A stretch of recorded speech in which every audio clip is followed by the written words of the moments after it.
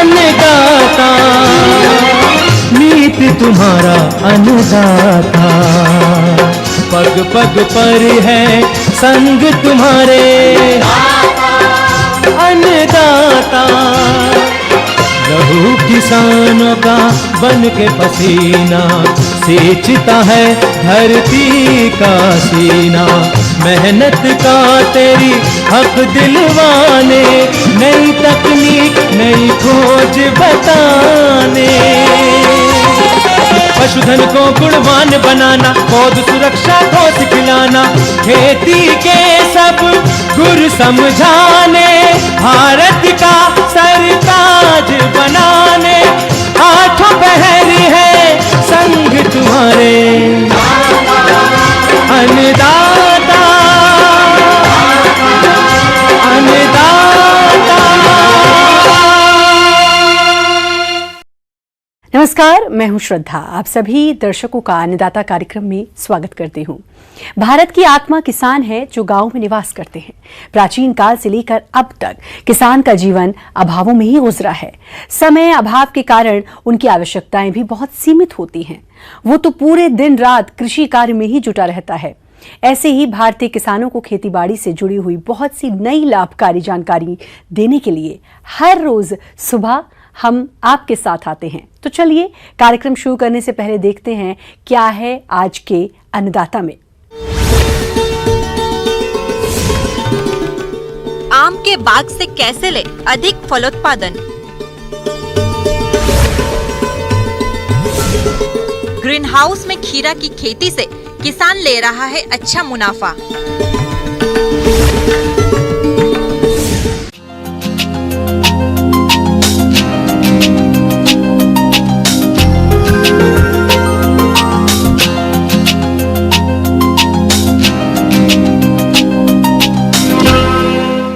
अपने राज्य में जिन किसानों ने आम के बाग लगा रखे हैं, उन बागों में इस समय कई तरह की समस्याएं आ रही हैं, जिनसे किसानों को काफी नुकसान होता है।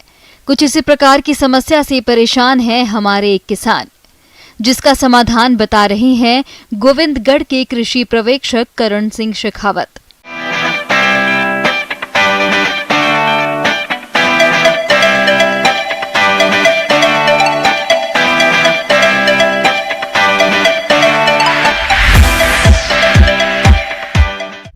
मैं विनोद यादव, ग्राम देवथला। सर, मेरे आम के पौधे हैं। आम के पौधों में फल आ रहा है बहुत ज़बरदस्त, लेकिन अभी एक भी कैरी नहीं बैठ रही, फल सूख रहा है। आम में दो तीन समस्याएं मुख्य होती हैं। आपने जो बताया ये भी एक बहुत बड़ी समस्या है।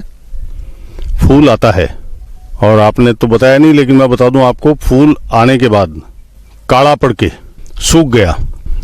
आम में नवंबर और दिसंबर के महीने में विशेष रूप से ध्यान रखें, जितनी आम के पौधे की छाया है उसके नीचे थावड़ा टाइप या एक धोरा बना ले, चारों तरफ बीच में छोड़ दें, पौधे के आसपास छोड़ दें और चारों तरफ उसमें एक ट्रेंच बना ले, खाई खोद लें और उस खाई में जितनी उसको खुराक की आवश्यकता है, देसी खुराक, उतनी उसमें आप डालिए, ताकि पौधा फल देने के लिए कुछ उसके पास सामान भी आए, उसके गोदाम में भी कुछ सामान हो।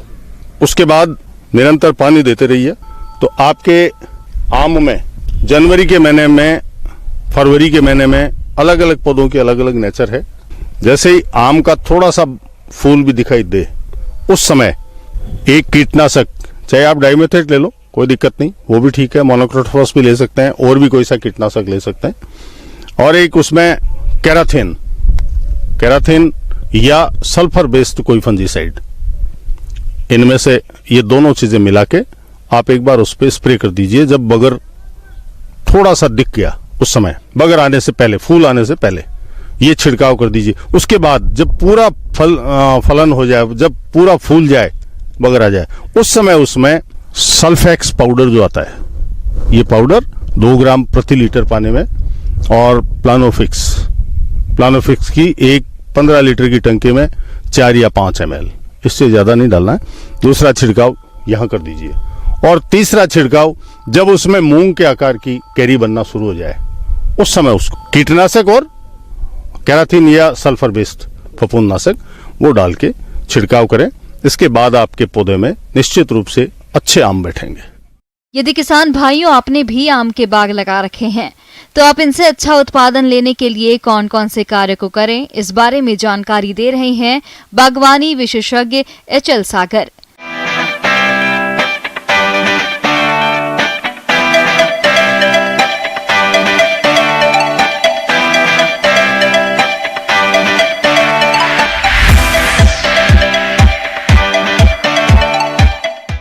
इस ग्रीष्म ऋतु में आम के बगीचों का प्रबंधन किस प्रकार से हमें करना चाहिए। आम के उद्यान में इस समय फूलों की बहार है।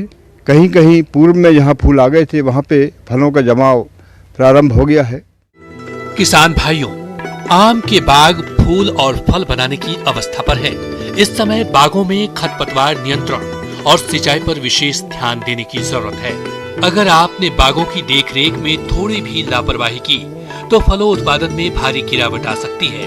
तो आप कैसे करें खरपतवार नियंत्रण और सिंचाई, आइए जानते हैं।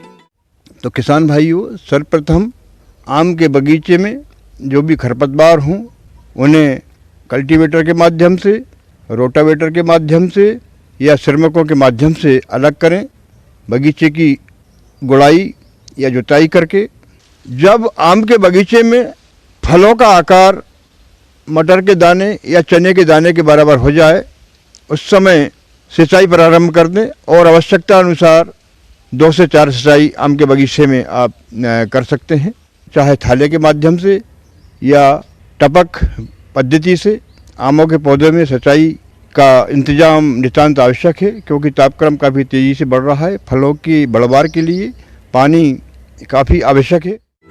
किसान भाइयों, आम के बाग में फल झड़ने की समस्या मूल रूप से आती है जिससे उत्पादन में बहुत नुकसान होता है। तो आप किस तरह से बचें इस समस्या से, आइए जानते हैं। इसके अलावा किसान भाइयों, आम में कभी कभी आपने देखा होगा कि एक मानक स्तर से अधिक फलों का झड़ना हो जाता है। ऐसी अवस्था में इसकी रोकथाम भी नितांत आवश्यक होती है। ऐसी स्थिति में नेप्थलीन एसिटिक एसिड, जिसे हम NAA या प्लानोफिक्स के नाम से जानते हैं, इसका 200 ppm का स्प्रे आम के फलन वाले पौधों पे करके आम के बोरों से नन्हे छोटे छोटे फलों को झड़ने से रोक सकते हैं। आम का गुच्छा बनना या माल फॉर्मेशन की समस्या आमों में बढ़ती जा रही है।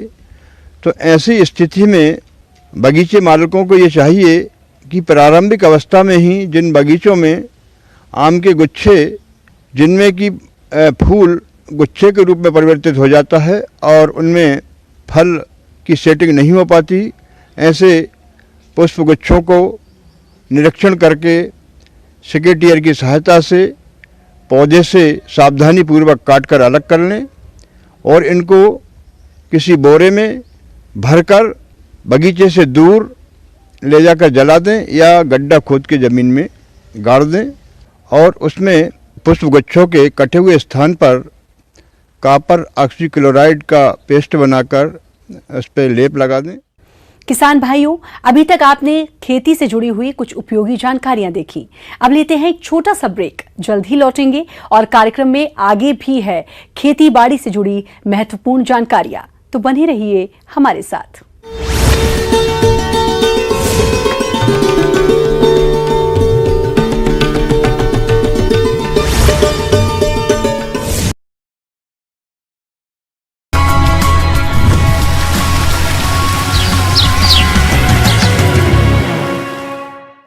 ब्रेक के बाद आप सभी दर्शकों का अन्नदाता में स्वागत है। चलिए अब रुख करते हैं अगली कड़ी की ओर।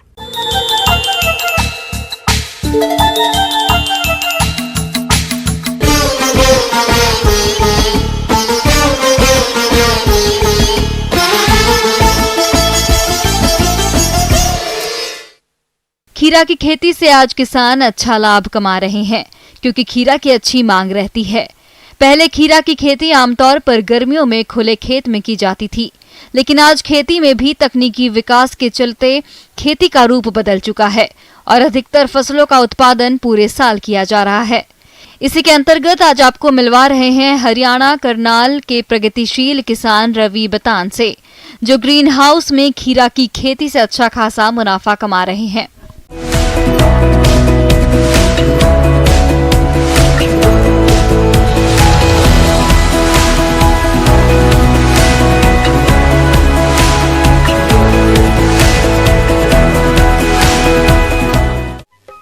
आजकल देश का युवा खेतीबाड़ी को घाटे का सौदा बताकर इससे दूर होता जा रहा है। ऐसे ही लोगों की सोच बदलने के लिए बस एक नाम काफी है और वो नाम है रवि बतान का। जी हाँ, रवि बतान हरियाणा के करनाल जिले के गांव बतान खेड़ी में रहते हैं, लेकिन आज बदलते परिवेश के अनुसार खेतीबाड़ी को करके इससे लाखों कमा रहे हैं और गाँव के अन्य किसानों के लिए प्रेरणा स्रोत बनकर उभरे हैं। मेरा इस तरफ रुझान बढ़ा जब मैं बीएससी एग्रीकल्चर की पढ़ाई कर रहा था। उसके बाद मैंने मास्टर्स हॉर्टिकल्चर से की और तब मुझे लगा कि ये जो टेक्निक है, इंडो इजराइल टेक्निक है, फार्मर्स इस पे आए बाहर से, क्योंकि इसके अंदर जो IPM, INM सारी जो चीज़ें हैं, इंटीग्रेटेड पेस्ट मैनेजमेंट, ये चारों तरफ से कवर होता है। इसमें पेस्ट का अटैक बहुत कम होता है और इसमें yellow sticky trap, light trap और ब्लू स्टिकी ट्रैप और जो बायो पेस्टिसाइड हैं उसका इस्तेमाल करके हम कम केमिकल इस्तेमाल करके अपनी क्रॉप को सेफ और गुड क्रॉप तैयार कर सकते हैं।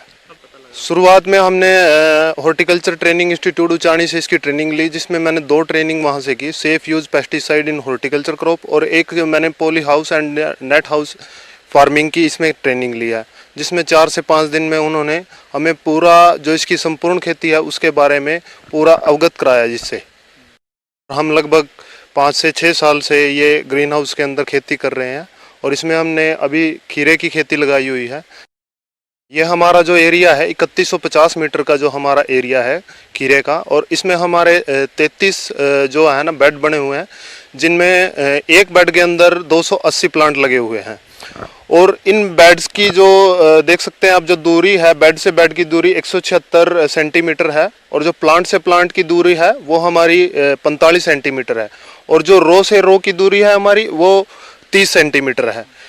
तो इसमें जो हमने बेड में जो हमारे प्लांट जो आमने सामने लगाए, ये बिल्कुल W शेप में है, जिससे हमारी धूप जो आती है, हवा आती है, जो इनके आमने सामने क्रॉस होती रहती है।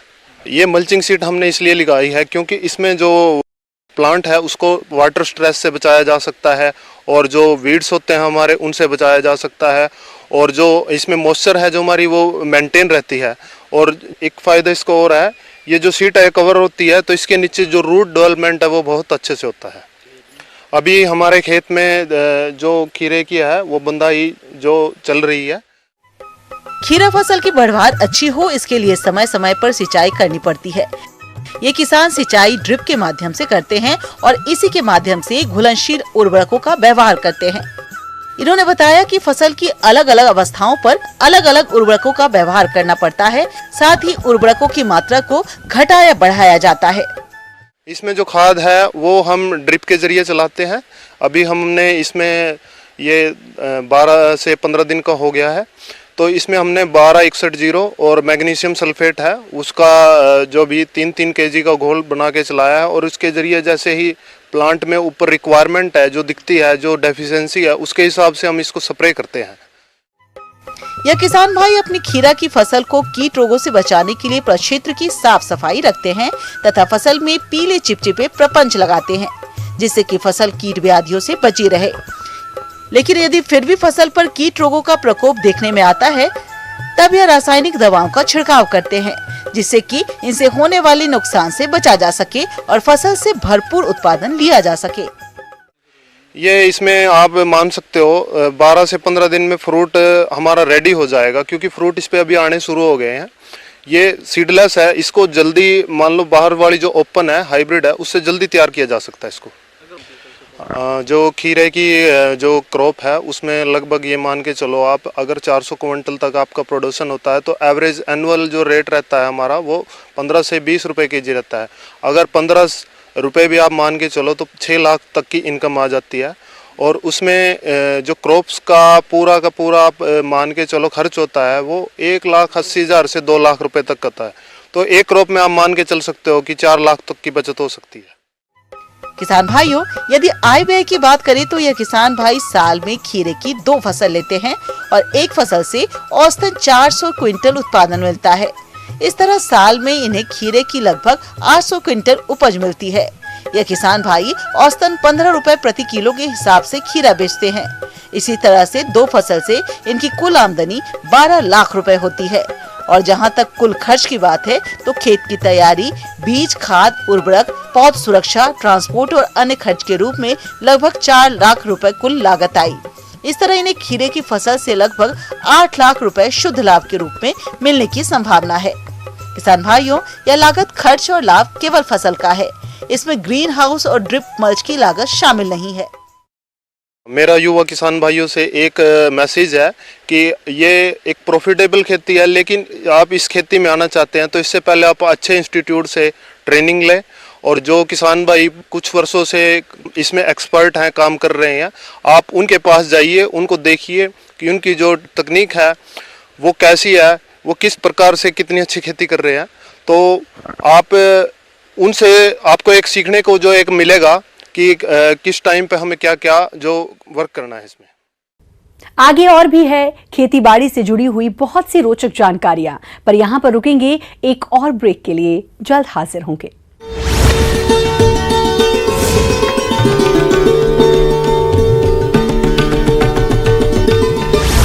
कार्यक्रम में स्वागत है। बढ़ते हैं अगली प्रस्तुति की ओर।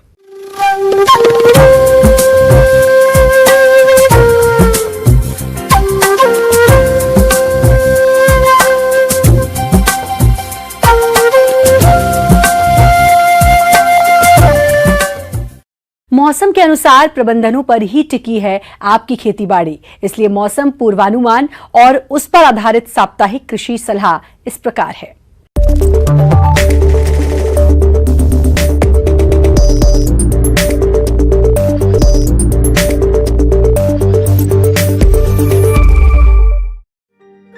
ग्रामीण कृषि मौसम सेवा भारत सरकार, रैप सीड, मस्टर्ड सीड, राष्ट्रीय अनुसंधान केंद्र सीवर भरतपुर द्वारा भेजे गए मौसम पूर्वानुमान के आधार पर किसान भाइयों को सलाह दी जाती है कि अगले सप्ताह के दौरान आसमान में हल्के बादल छाए रहने की संभावना है।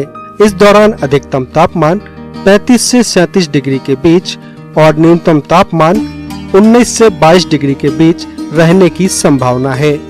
अगले 5 दिनों के दौरान 3 से 6 किलोमीटर प्रति घंटे की गति के साथ हवाएं चलने की संभावना है।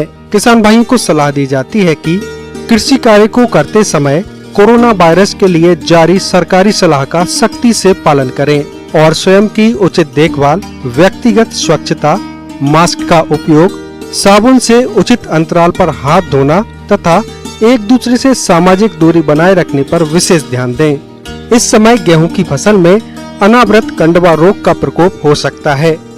यदि इस रोग के लक्षण आपकी फसल पर दिखाई दे रहे हो तो इसकी रोकथाम के लिए हेक्साकोनाजोल 5 EC प्रति लीटर दवा 500 से 600 लीटर पानी में घोल बनाकर प्रति हेक्टेयर की दर से छिड़काव करें। गेहूं की फसल में दीमक कीट का प्रकोप दिखाई दे रहा हो तो उसमें सिंचाई जल के साथ क्लोरोपाइरिफास 20 EC दवा 4 लीटर प्रति हेक्टेयर की दर से फसल में दें।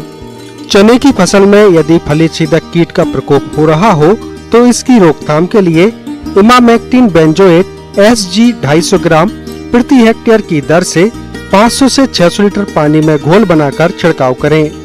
जो किसान भाई जायद के मौसम में मूंग की खेती करना चाहते हैं वे इसके लिए IPM 0203, PDM 139 और SML 667 की बुआई कर सकते हैं।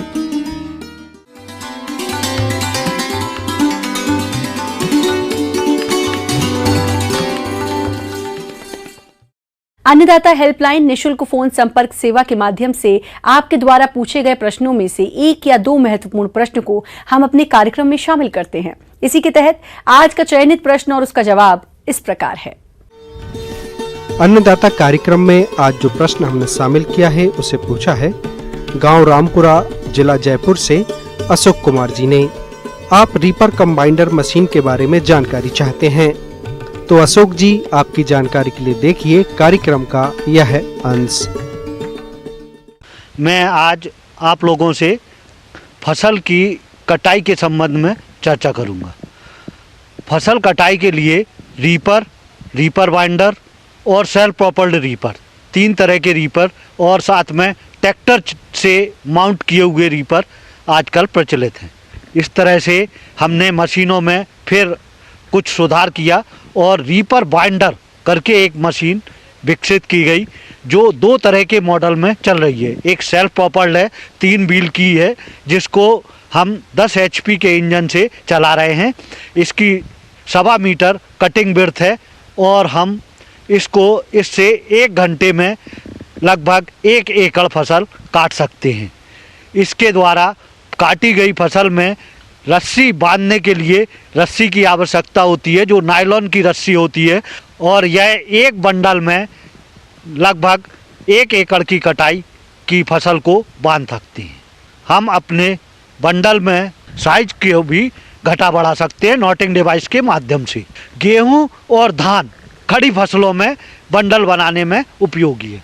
इसमें जो डीजल की खपत है वो लगभग 1.2 लीटर प्रति आवर्स होती है। इसके अलावा जो इसका अभी नया इम्प्रूव्ड वर्जन भी विकसित किया गया है जो कि 4 व्हील है। तो अभी चूंकि किसान भाइयों इसको चलाने में थोड़ी सी परेशानी हो रही थी कि 3 व्हील होने के कारण उसको स्टीयरिंग को कंट्रोल करने में थोड़ा परेशानी होती थी और मोड़ने में थोड़ा असुविधा होती थी, इसलिए इसको 4 व्हील ट्रैक्टर रियर माउंटेड दोनों तरह की मशीनें बना दी गई हैं। किसान भाइयों, अभी आपने जाना रीपर बाइंडर मशीन के प्रयोग करने के बारे में। अब बात आती है कि गेहूं की कटाई में रीपर बाइंडर मशीन के उपयोग करने से क्या क्या लाभ हैं, आइए जानते हैं। इसमें सबसे बड़ा लाभ है कि तुरंत मजदूरों की आवश्यकता नहीं पड़ती है और चूंकि गेहूं के लिए और धान की दोनों की फसलों में ही भूसा बहुत उपयोगी है। अगर हम जानवर रखे हैं तो इससे काटने के बाद हम थ्रेशर से थ्रेश करके गेहूं भी निकाल लें और भूसा भी हमारे लिए उपयोगी होता है। दूसरा, हम पर्यावरण को भी बचा रहे हैं और चूंकि छोटी फसल कट करके छोटी फसल रह जाती है तो हमें नुकसान नहीं होता है और हम तुरंत खेत को जुताई वगैरह भी कर सकते हैं। जब हम इसे भाड़े से चलाते हैं तो लगभग 1300 से 1500 रुपये, जैसा कि सीजन है या जैसी फसल है, जैसा मांग चल रही है उसके अनुसार हमें प्रति एकड़ कटाई मिल जाती है। हमने जब सर्वे करने में पाया है कि उन लोगों ने 3.5 से 5 लाख रुपए तक का इसी मशीन से एक सीजन में बिजनेस किया है। किसान भाइयों, रीपर बाइंडर मशीन के उपयोग करने के साथ साथ मशीन का रखरखाव भी जरूरी होता है। तो आप किस प्रकार रखें इस मशीन का रखरखाव, आइए जानते हैं। रीपर बाइंडर में रखरखाव का भी एक विशेष महत्व है। एक तो इसमें इंजन है, डीजल फिल्टर, ऑयल फिल्टर, समय समय पर हमें डीजल फिल्टर बदलना चाहिए। दूसरा, एक जो कटर बार का ब्लेड होता है, सीजन में जब शुरू होता है तो नया पूरे सभी ब्लेड नए लगा लें, उससे हमारा पूरे सीजन में कटाई में कोई परेशानी नहीं आएगी। इसमें जो मुख्यतः ड्राइव है, जो रील को ड्राइव जाती है वो बेल्ट के माध्यम से जाती है। एक बेल्ट जो है हमें एक एक्स्ट्रा रखनी चाहिए। जब हमारा मशीन जब हम शाम को खड़ी करते हैं तो हवा मार करके चेन पर ऑयलिंग करना चाहिए और जो कटिंग ब्लेड होते हैं कटिंग ब्लेड पर भी ऑयल करना चाहिए। जो कृषक भाई स्वयं के खर्चे से लेना चाहते हैं वो खर्चे से भी इसे अपने खर्चे से खरीद सकते हैं, बाद में इसमें आवेदन दे करके सब्सिडी प्राप्त कर सकते हैं।